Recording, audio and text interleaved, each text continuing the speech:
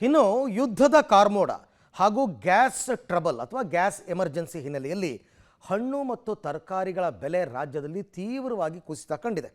Hotel ಉದ್ಯಮಕ್ಕೆ gas ಹೊಡೆತ ಬೀಳ್ತಾ ಇದ್ದಂತೆ ತರಕಾರಿಗಳ ಬೆಲೆ ಕೂಡ ತೀವ್ರ ಕುಸಿತವಾಗಿದೆ. ಯಾಕೆಂದರೆ ಜಾಸ್ತಿ ಲಾರ್ಜರ್ ಪ್ರಪೋರ್ಷನಲ್ಲಿ ತಗೋತಾ ಇದ್ದಿದೆ ಹೋಟೆಲ್ನವರು. ಗೃಹ ಬಳಕೆಗೆ ಅರ್ಧ ಕೆಜಿ ಎಲ್ಲ ತಗೋತಾರೆ, ಬಟ್ ಅವರೇ ತಾನೇ ಜಾಸ್ತಿ ತಗೋತಾ ಇದ್ದಿದ್ದು. ಹೋಟೆಲ್ ಮಾಲೀಕರು ತರಕಾರಿ ಖರೀದಿ ಮಾಡದ ಹಿನ್ನೆಲೆಯಲ್ಲಿ ರೈತರು ತಾವು ಬೆಳೆದಂತಹ ಬೆಳೆಗಳಿಗೆ ಬೆಲೆ ಇಲ್ಲದೆ ಈಗ ಕಂಗಾಲಾಗಿದ್ದಾರೆ, ತಲೆ ಮೇಲೆ ಕೈ ಹೊತ್ತು ಕೂತಿದ್ದಾರೆ. ಕೊನೆಗೆಲ್ಲ ಸುತ್ತಿ ಬಳಸಿ ತೊಂದರೆ ಬರೋದೇ ರೈತರಿಗೆ.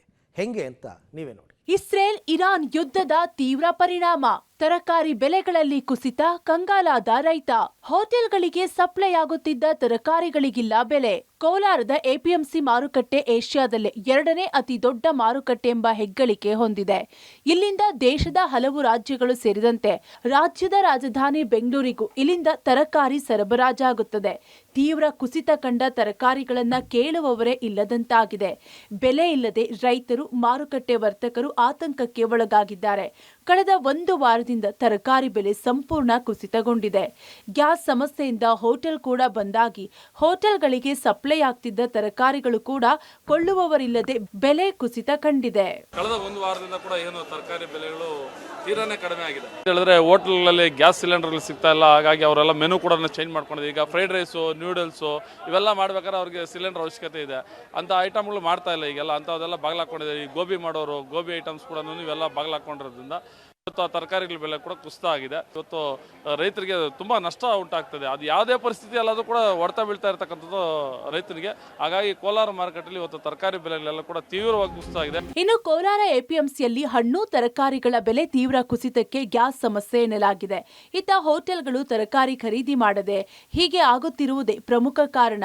ಈ ಮಧ್ಯೆ ರೈತರಿಗೆ ಬೇಕಾದ ರಸಗೊಬ್ಬರ, ಬಿತ್ತನೆ ಬೀಜ ಹಾಗೂ ಕೀಟನಾಶಕಗಳು ಕಾಳಸಂತೆಯಲ್ಲಿ ಹೆಚ್ಚಿನ ದರಕ್ಕೆ ಮಾರಾಟ ಮಾಡಲಾಗುತ್ತಿದೆ ಅನ್ನೋ ಆರೋಪಗಳು ಕೂಡ ಕೇಳಿ ಬರ್ತಿದೆ. ಈ ಬಗ್ಗೆ ಈಗಾಗಲೇ ಜಿಲ್ಲಾಡಳಿತ ಸಹ ಎಚ್ಚರಿಕೆ ಸಂದೇಶ ನೀಡಿದೆ.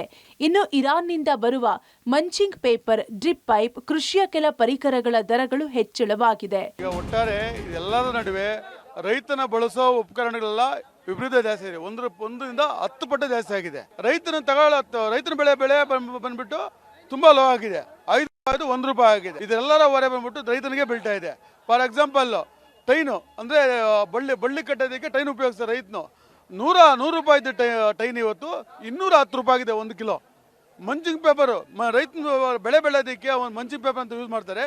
ಆ ಮಂಚಿಂಗ್ ಪೇಪರ್ ಕೆಜಿಗೆ 100 ರೂಪಾಯಿ ಜಾಸ್ತಿ ಇದೆ. 1 ಕೆಜಿ ಮೇಲೆ 100 ರೂಪಾಯಿ ಜಾಸ್ತಿ ಆಗಿದೆ. ಎಲ್ಲ ಅದೇ ತರ ಎಲ್ಲ ಉಪಕರಣಗಳನ್ನು 1ರಿಂದ 10 ಪಟ್ಟು ಜಾಸ್ತಿ ಆಗಿದೆ. ರೈತರು ಬೆಳೆಸೋ ಬೆಳೆ ಬಂದ್ಬಿಟ್ಟು 10 ರೂಪಾಯಿ ಇದ್ದಿದ್ದು ಇವತ್ತು 1 ರೂಪಾಯಿ ಆಗಿದೆ. ಒಟ್ನಲ್ಲಿ ಯುದ್ಧ ಆದ್ರೂ, ಕೊರೋನಾ ಬಂದ್ರು, ಅತಿವೃಷ್ಟಿ ಅನಾವೃಷ್ಟಿ ಆದ್ರೂ ಸಂಕಷ್ಟಕ್ಕೆ ಸಿಲುಕುವುದು ಮಾತ್ರ ಅನ್ನದಾತ. ಎಲ್ಲಿಯ ಯುದ್ಧ, ಎತ್ತಣ ಎಪಿಎಂಸಿ ಮಾರುಕಟ್ಟೆ ಆದ್ರೂ ರೈತರು ಬೆಳೆದ ಬೆಳೆಗಳಿಗೆ ಬೆಲೆ ಸಿಗುತ್ತಿಲ್ಲ. ಇದಕ್ಕೆ ನೇರ ಯುದ್ಧವೇ ಕಾರಣವಾಗಿದ್ದು ರೈತರು, ವರ್ತಕರು ಅಕ್ಷರಶಃ ಕಂಗಾಲಾಗಿರೋದಂತೂ ಸುಳ್ಳಲ್ಲ. Ravi, public TV, Kolar.